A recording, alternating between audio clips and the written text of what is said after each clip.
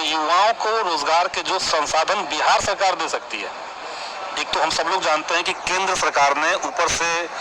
रोजगार के कई सारे अवसरों को कुचल दिया है, लेकिन बिहार सरकार जो रोजगार के अवसर दे सकती है वो सरकार दे। दोनों ही मसलों को हम लोगों ने उठाया है मजबूती के साथ, और हमारी पार्टी का तो बल्कि इस दौर में जब बिहार में एनडीए की सरकार को खत्म करके हटा करके महागठबंधन की सरकार बनी है, तो हमारी पार्टी की ये भूमिका है कि हम जन आंदोलनों की आवाज को सरकार तक पहुंचाएंगे। जैसे शिक्षक बहाली एक है, तो शिक्षक बहाली तो पिछले 4 साल से हम लोग देख रहे हैं कि 2019 के बाद से सरकार ने, जो भी सरकार रही हो, जो भी शिक्षा मंत्री रहे हो, उन लोगों ने युवाओं को सिर्फ आश्वासन दिया, तारीख पे तारीख मिली। हालांकि जब तक एनडीए की सरकार थी तब तक बगैर कोई कारण के इसको लेट किया गया, लेकिन अब जब महागठबंधन की सरकार आ गई है तब भी इसको लेट किया जा रहा है। और इसमें तर्क दिया गया शुरुआत में कि भाई हम शिक्षक बहाली में जो नियम पहले से चल रहे थे, जो नियमावली पहले वाली थी, उसमें कई सारी तब्दीलियां हम लोग को करनी है, इसलिए हम लोग नई नियमावली बना रहे हैं और इसके बाद हम लोग रोजगार देंगे। तो नई नियमावली जब बन गई है और सब लोग जानते हैं कि बिहार के भीतर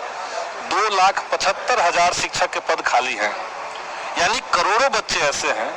जो बगैर शिक्षक के पढ़ाई कर रहे हैं, और दूसरी तरफ लाखों शिक्षक अभ्यर्थी ऐसे हैं जो इसी बहाली का पूरा होने का इंतजार में बैठे हुए हैं। तो इसलिए तो सरकार से तो हम लोग यही मांग किए हैं, सदन के अंदर भी हमने कहा है, बाहर सड़क पर उतर कर भी कहा है कि अब शिक्षक बहाली में कोई लेट ना हो, देर अब ना हो, कोई बहाना न बने, और इसमें हम लोग लगे हुए हैं। हम लोग को उम्मीद है कि ये सरकार करेगी। शिक्षक बहाली के मुद्दे पर शिक्षा मंत्री हो या जदयू हो या राजद हो, इनके विभिन्न ट्विटर हैंडल से लगातार मुद्दे उठते हैं। आपने भी कई बार डेडलाइन जारी किया, लेकिन उस डेडलाइन पर सरकार कायम क्यों नहीं हो पा रही है? मैं तो क्या ही डेडलाइन जारी करूंगा, लेकिन बात है कि इसमें कई सारी तकनीकी चीजें भी हैं। जैसे शिक्षक बहाली में जब नियमावली का ड्राफ्ट तैयार हुआ तो शिक्षा मंत्री की तरफ से, शिक्षा विभाग की तरफ से कई सारे जो शिक्षक संघ हैं उनको बुला करके वो ड्राफ्ट पे चर्चा की गई कि कहीं कुछ छूट तो नहीं रहा है। जैसे आप लोग समझिए कि बड़ा जो नया बदलाव है कि आपने सारे नियोजन इकाइयों को भंग कर दिया और जिला का एक कैडर बना दिया इसको, शिक्षक को, और ये अच्छी बात है क्योंकि पहले पंचायती राज में और नगर विकास विभाग, ये दोनों का भी एक रोल हो जाता था शिक्षक के नियुक्ति में, और इसके चलते हजारों केस जो थे वो हाई कोर्ट में पहुंचते थे, और इसमें शिक्षा विभाग का भी समय बर्बाद, पैसा बर्बाद, तो ये सब होता था। तो इन सब चीजों को चेंज कर दिया गया है। तो सरकार ने जब, शिक्षा विभाग ने जब लोगों से सलाह लिए तो हमें भी ड्राफ्ट एक दिखाया गया और उस पर हमने भी सलाह दिया। तो एक प्रक्रिया हुई जिसको मेरे ख्याल से 2 महीना पहले पूरा कर लिया गया, सब ओवरऑल देख करके कि नई नियमावली में क्या क्या चेंजेस और करने हैं, कहाँ कमी रह गया है, ये सब कर लिया गया है।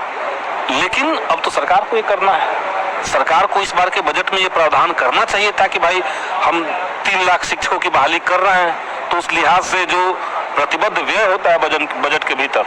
तो प्रतिबद्ध व्यय में आपको उस हिसाब से पैसे का इजाफा करना चाहिए था। हम ये मानते हैं कि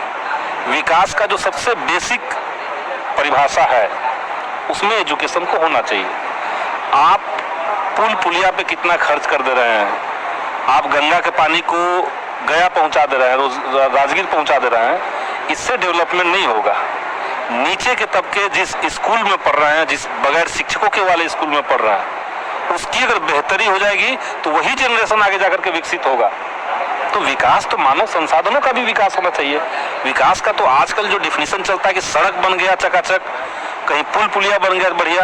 तो लोग मानते हैं कि विकास हो गया। तो ग्राउंड लेवल पे विकास तभी संभव है, ये हमने सरकार को भी कहा है, हम लगातार इस पे दबाव भी बना रहे हैं। और इसके साथ साथ देखिए कि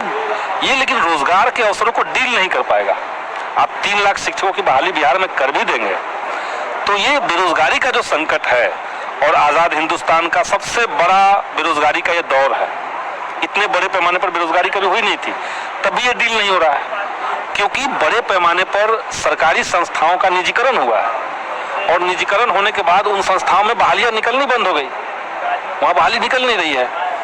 इसके साथ साथ रेलवे देखिए, जहां पे हर साल 1.25 लाख बहाली रेलवे लेता था, रेलवे को इतने